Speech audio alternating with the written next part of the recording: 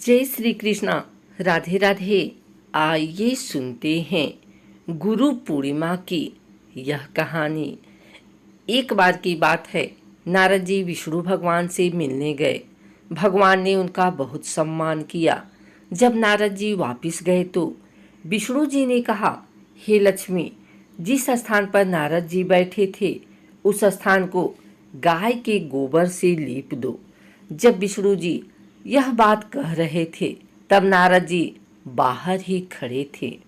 उन्होंने सब सुन लिया और वापिस आ गए और विष्णु भगवान जी से पूछा, हे भगवान, जब मैं आया तो आपने मेरा खूब सम्मान किया, पर जब मैं जा रहा था तो आपने लक्ष्मी जी से यह क्यों कहा कि जिस स्थान पर नारद बैठा था उस स्थान को गोबर से लीप दो। भगवान ने कहा, हे नारद, मैंने आपका सम्मान इसलिए किया क्योंकि आप देव ऋषि हैं, और मैंने देवी लक्ष्मी से ऐसा इसलिए कहा क्योंकि आपका कोई गुरु नहीं है, आप निगुरे हैं। जिस स्थान पर कोई निगुरा बैठ जाता है वो स्थान गंदा हो जाता है। यह सुनकर नारद जी ने कहा, हे भगवान, आपकी बात सत्य है, पर मैं गुरु किसे बनाऊं? नारायण बोले, हे नारद, धरती पर चले जाओ। जो व्यक्ति सबसे पहले मिले उसे अपना गुरु मान लो। नारद जी ने प्रणाम किया और चले गए। तब नारद जी धरती पर आए तो उन्हें सबसे पहले एक मछली पकड़ने वाला मछुआरा मिला। नारद जी वापिस नारायण के पास चले गए और कहा, महाराज, वो मछुआरा तो कुछ भी नहीं जानता, मैं उसे गुरु कैसे मान सकता हूँ? यह सुनकर भगवान ने कहा, नारद जी, अपना प्रण पूरा करो। नारद जी वापिस आए और उस मछुआरे से कहा, मेरे गुरु बन जाओ।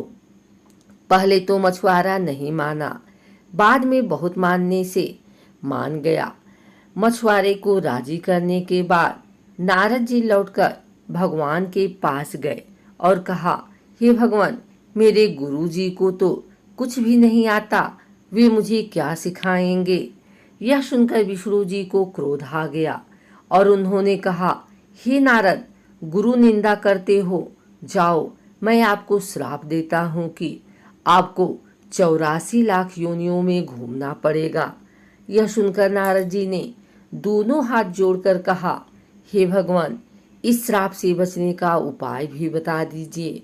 भगवान नारायण ने कहा, इसका उपाय जाकर अपने गुरुदेव से पूछो। नारद जी ने सारी बात जाकर गुरुदेव को बताई। गुरुजी ने कहा, ऐसा करना, भगवान से कहना 84 लाख योनियों की तस्वीरें धरती पर बना दें, फिर उस पर लेटकर गोल घूम लेना और विष्णु जी से कहना, 84 लाख योनियों में घूम आया, मुझे क्षमा कर दीजिए, आगे से गुरु निंदा नहीं करूँगा। नारद जी ने विष्णु जी के पास जाकर ऐसा ही किया। उनसे कहा, 84 लाख योनियाँ धरती पर बना दो और फिर उन पर लेटकर घूम लिए और कहा, नारायण, मुझे क्षमा कर दीजिए, आगे से कभी गुरु निंदा नहीं करूँगा। यह सुनकर विष्णु जी ने कहा, देखा, जिस गुरु की निंदा कर रहे थे उसी ने मेरे श्राप से बचा लिया। नारद जी, गुरु की महिमा अपरंपार है। गुरु गूंगे, गुरु बावरे, गुरु के रहिए दास, गुरु जो भेजे नरक को, स्वर्ग की रखियो आस। गुरु चाहे गूंगा हो, चाहे गुरु बावरा या पागल हो, गुरु की हमेशा दास रहना चाहिए। गुरु यदि नरक को भेजे तब भी शिष्य को यह इच्छा रखनी चाहिए कि मुझे स्वर्ग प्राप्त होगा, अर्थात इसमें मेरा कल्याण ही होगा। यदि शिष्य को गुरु पर पूर्ण विश्वास हो तो उसका बुरा स्वयं गुरु भी नहीं कर सकते। यह प्रसंग पंडित भगत ने एक साधारण पत्थर देकर कहा, इसे भोग लगाया करो, एक दिन भगवान कृष्ण दर्शन देंगे। उस धन्य भक्त के विश्वास से एक दिन उस पत्थर से भगवान प्रकट हो गए। फिर गुरु तो वचन विश्वास रखने वाले का उद्धार निश्चित है। हिंदू धर्म में गुरु पूर्णिमा का बहुत महत्व है। शास्त्र के अनुसार इसी दिन महर्षि वेदव्यास का जन्म हुआ था। कई जगहों पर इसे आषाढ़ी पूर्णिमा भी कहते हैं।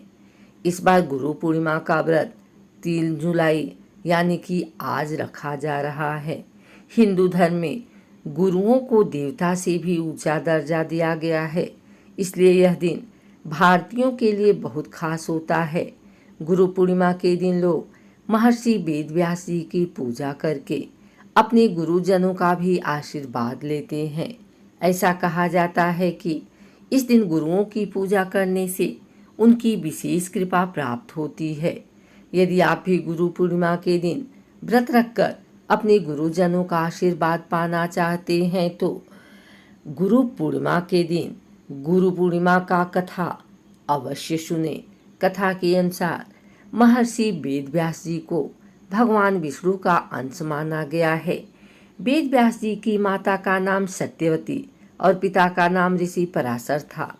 महर्षि वेदव्यास जी को बचपन से ही आध्यात्म में बहुत रुचि थी। एक बार उन्होंने अपने माता पिता से प्रभु के दर्शन करने की इच्छा प्रकट की और वन में तपस्या करने की अनुमति मांगी। वेदव्यास जी की इस बात को सुनकर उनकी माता ने उन्हें वन जाने को मना कर दिया। माँ की इस बात को सुनकर वेदव्यास जी वन जाने की हट करने लगे। वेदव्यास जी के हट करने की वजह से माता सत्यवती को उन्हें वन जाने की आज्ञा देनी पड़ी। जब वेदव्यास जी वन की ओर जा रहे थे तब उनकी माता ने उनसे कहा, जब तुम्हें अपने घर की याद आ जाए तो वापस आ जाना।